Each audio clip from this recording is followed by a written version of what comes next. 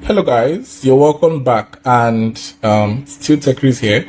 So on GBP we can actually see the same thing happen. This is the current price action. We can see the same thing happen, the same this case study now that we actually saw on AUD happening or playing out again on GBP AUD, right? So we can actually see that price actually did what reacted to the what consequent encroachment of the FVG. You can actually see that price actually reacted to that level of the FVG, right? And before that, if we actually zoom in 4 hour, we can see that price actually took liquidity off this particular high. This broker, I don't want to actually use the current broker I am on because I have a running trade on it. But this broker actually, you can see it there. You can see it's that price actually did what? Price took liquidity off that 4 hour high, and then we should actually expect what price to actually come back here to take liquidity off this internal range, right? So it's just, price seeking liquidity from both levels, right? Price seeking liquidity was from both levels. So the same thing, if we actually go down the time frame, look at a more conservative entry and a more look at being conservative, and also look at aggressive, if we can enter aggressively, right? So this is 3 hour time frame. Let's go to 2 hour. 2 hour time frame, and we can actually see this now on the 2 hour time frame. Now it looked like as if price took liquidity, but then price still came up again, but this was a fake out. Price immediately closed down again below. Now on seeing that price actually did something like this and then closed below, this is actually a fake out. This particular thing here is actually a fake out. That's why you must actually be patient in trading. That was actually what a fake out. Now most persons will see it and then think that price is actually going to continue the trend, but if they are not patient to actually wait, they will see that price will still go beyond or below that line and then close. Now when price has closed below that line, I want to enter here. I want to actually enter here. That's if I'm being aggressive, I want to enter there. Right? I want to enter there. Now if I actually get to enter that particular trade, I should have my stop loss above the high, knowing that price will not return back to that high again, because that becomes a protected high. I think I forgot to mention it.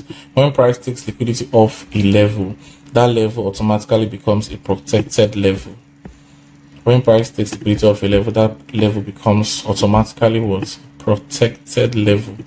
So if I actually target this with my stop losses above, I can actually have what?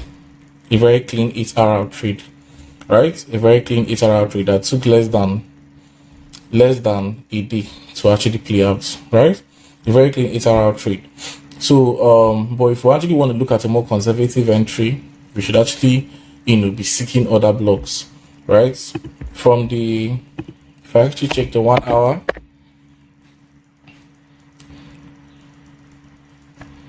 check the 1 hour, okay, this is it. This is the place I can actually consider as my other block.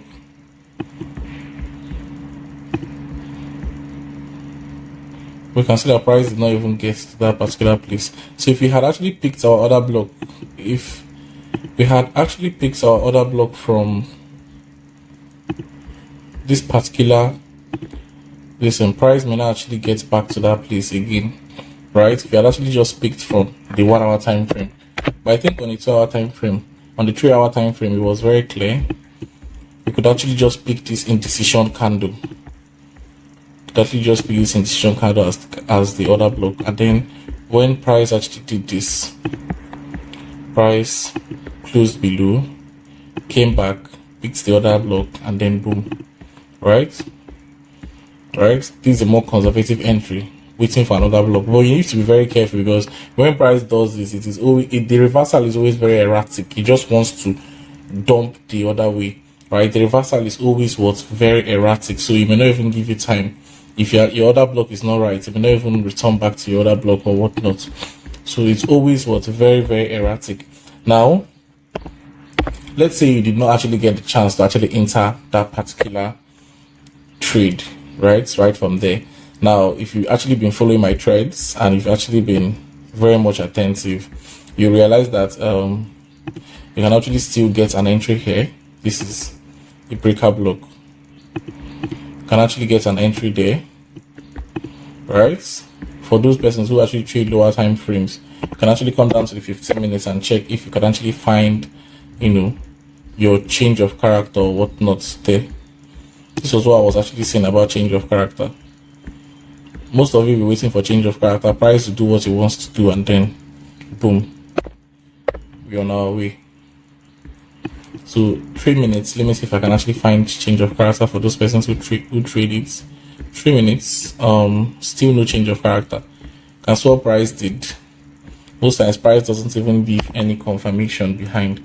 So but if you had just entered with that particular expansion strategy I always talk about, you would have actually made targeting this particular internal range here, targeting that level,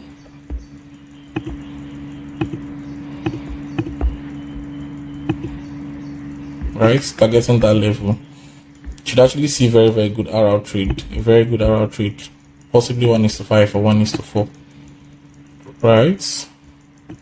With your SLs above the breaker, 4.73, very, very, very easy 4.73 RR trade, right? So can you see how very easy it is to actually build your story from this liquidity grab kind of like entry, right? So this is actually just one example that actually correlated. I think why it's actually correlated with what we saw on AUD is because this particular pair is also quoted with AUD, right? It's also an AUD quoted pair. So in our next video, we'll be looking at possibly something different, Euro NZD, and then we'll see if you can actually do one more, and then you should actually build your own, or you just go and back test, because they happen nearly everywhere. Go and back test. See one here, they happen nearly everywhere. I just don't want to start going back to the chart because this is not like a full tutorial like I give my students. It happens everywhere. Can you see this? Liquidity sweep, boom, change. Price sought liquidity from this particular level. Price sought liquidity from this particular level before doing was reversing. So it was just like this. Price came, created this, took liquidity of this high, came down, reacted back on the other block, took liquidity off here, boom, continuation. So you can actually see how easy it is to actually build your story like that, right? Very, very easy. If you actually backtest, you're going to see a lot of them,